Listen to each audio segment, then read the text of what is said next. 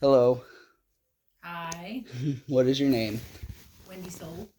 Um, so I know you grew up in the late 70s and 80s. What was that like? Much more simple than it is now. How so?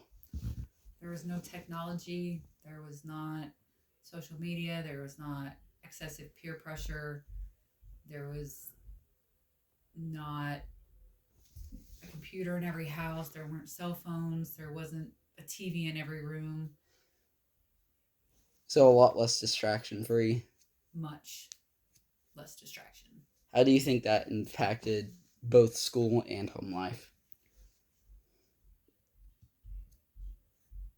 I mean, at the time, we didn't know any different, you know? So, school, everything was textbooks and pencil and paper, and home life was more family oriented. We had animals like horses and cows, and we lived on 5 acres, and we learned to entertain ourselves instead of being entertained by a television. We had a television in our house, but it was the adults chose the program and controlled the television. We did not. So where did you guys live? We lived in a small town in Pennsylvania when I was born.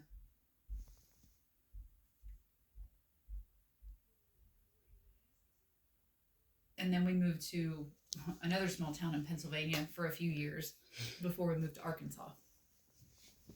So you did most of your schooling in Pennsylvania. No, I did kindergarten through third grade in Pennsylvania and fourth through 12th in Arkansas. What were your what was it like living in Pennsylvania compared to Arkansas? Pennsylvania was cool. Where I was born was Amish country, so everywhere you went, you shared the road with horse and buggy, and the Amish people did a lot of stuff on the farm. We used to go to an Amish tack shop for all of our tack needs, and just it was it was very community friendly. And when we moved to Arkansas, it was different, not so much more forward, but less community. There was no Amish people, and it seemed busier. So you mentioned Amish tack shop. What is that? Where we would go for saddles and just various horse needs. I don't really know because I was little. I just remember it smelled like leather. So kind of like a farmer's convenience store almost. Mm, not really. I think they just had horse stuff there. Okay. I really don't know. So did you end up going to college in Arkansas? I went to college in Arkansas for a little bit, and then I went to college in Oklahoma, and then I went to college in Missouri. Where'd you go to college in Arkansas?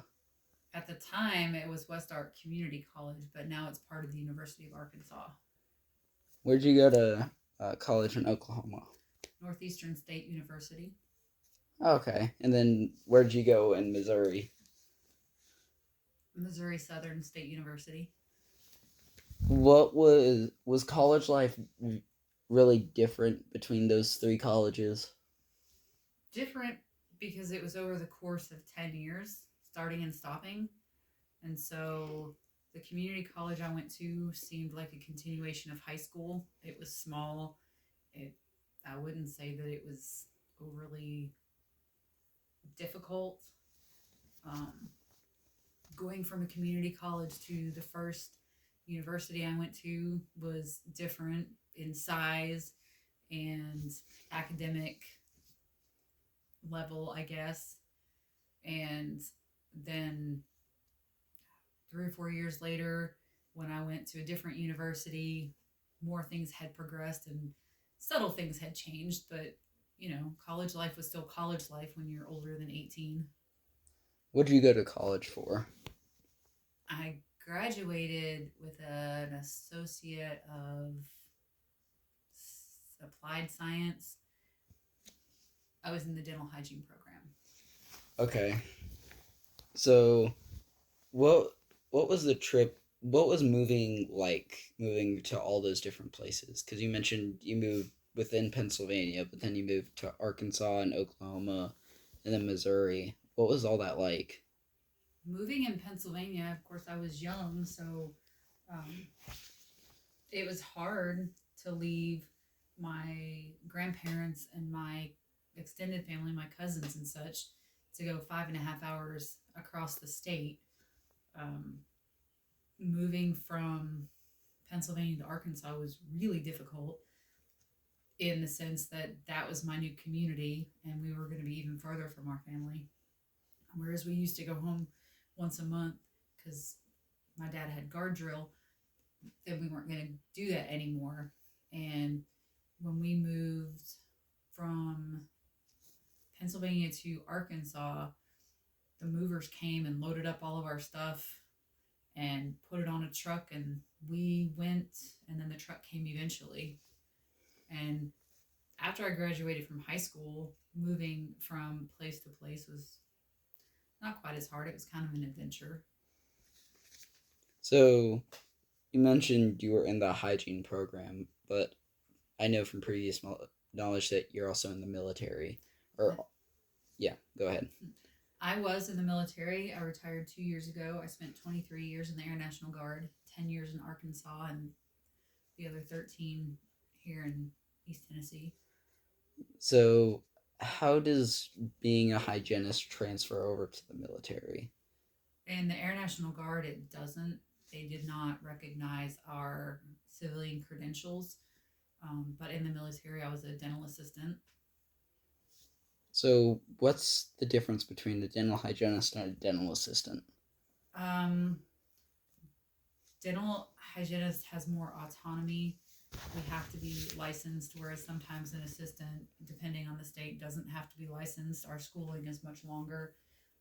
But we specifically focus on the health of the gums and help the doctor diagnose what needs to be done. The assistants actually participate in the treating of the teeth, crowns, fillings, that kind of stuff. And so, in a lot of ways, their knowledge base is much more broad than mine because mine is more straightforward.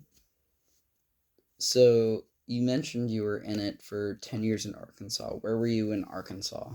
In Fort Smith, Do you know the name of the base? oh, it was Ebbing Air National Guard Base. Okay. And then obviously you worked at McGee Tyson for Correct. the 13 years. Um, what was different between, a full-fledged Air National Guard base and, something as small as McGee Tyson? Well, actually, reverse those because my original Air National Guard base was small, and McGee Tyson is different because there were so many individual um, units on the base, and there was an active duty component in the sense that there was a schoolhouse where they would have students come in from all over the country to go to Airman Leadership School or um, different schools so that they could be eligible for promotions and things. But my original base, there was just one unit. It was the 188th. There were no extra units there. Whereas when I got into the Tennessee Guard, once upon a time there was the 228th, there was the 572nd Band, there was the schoolhouse, there was the 134th. So there's a lot different moving pieces. So you mentioned you had spent almost 10 years getting your dental hygienist degree. Was that because you moved so much and just different credit requirements in states, or? That was because I couldn't figure out what it was I wanted to do when I grew up.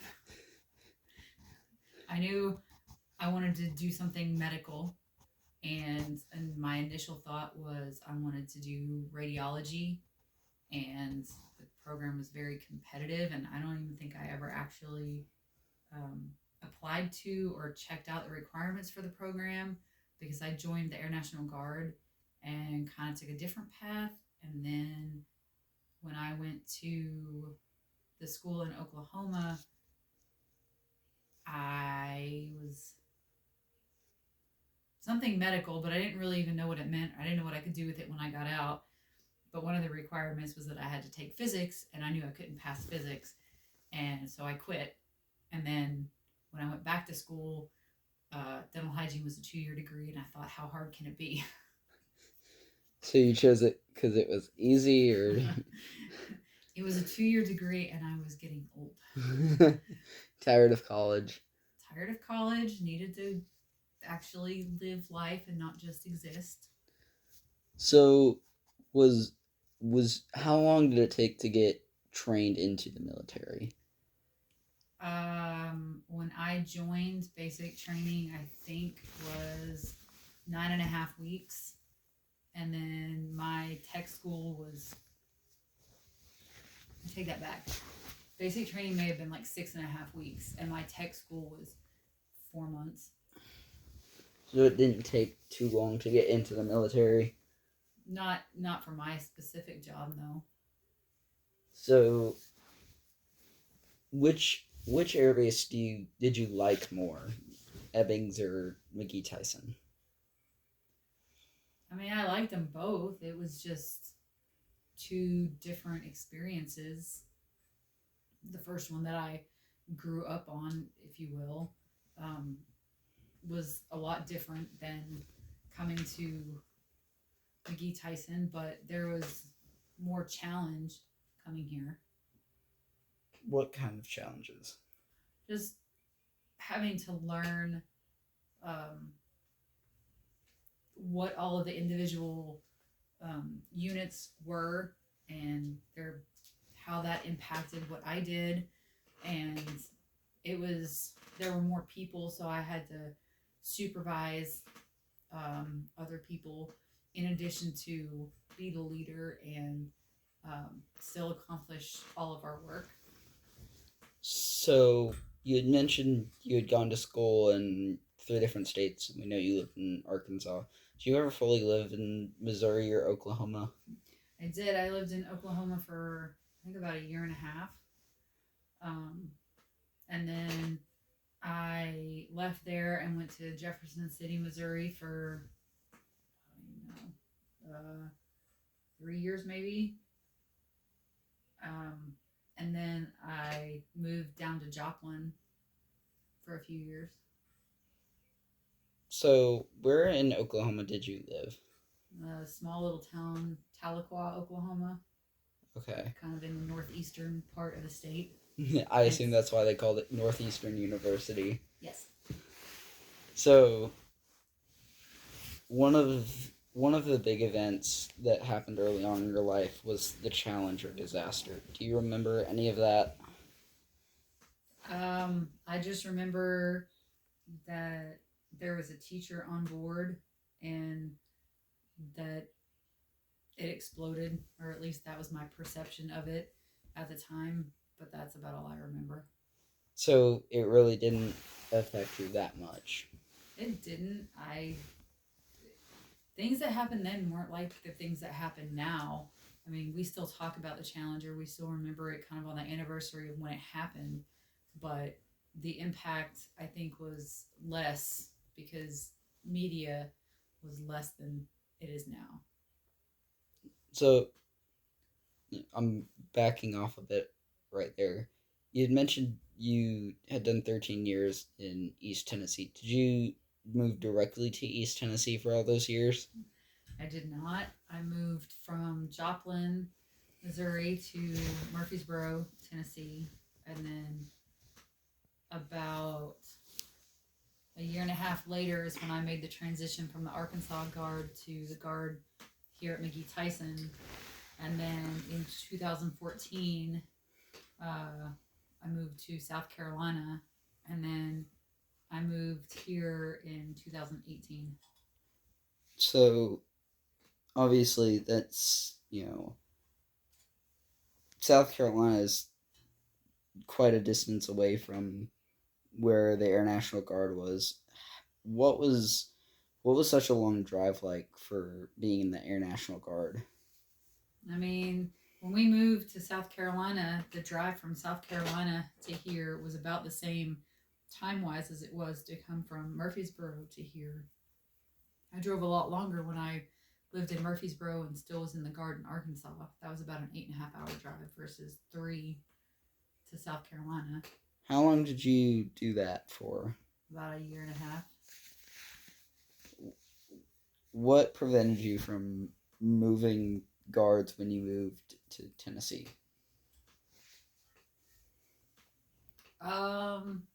I think at first I really didn't necessarily want to, um, but the drive got to be very long, and I had a young baby at home, and it was um, could have been dangerous leaving there at 3:30 on a Sunday afternoon and not getting in until 11:30 at night, and having to drive through Memphis, and somewhere in there I had to stop and get gas, and sometimes I would get tired and have to stop and take a nap, and so it just got to be very cumbersome. So, but when I did decide to transfer guard units, I had to find a guard unit somewhere here in Tennessee that was recruiting for my particular job so that I didn't have to go back to tech school to learn something new. Was it just McGee Tyson that was recruiting for your job? At the time, it was Memphis. Sorry, I have a question.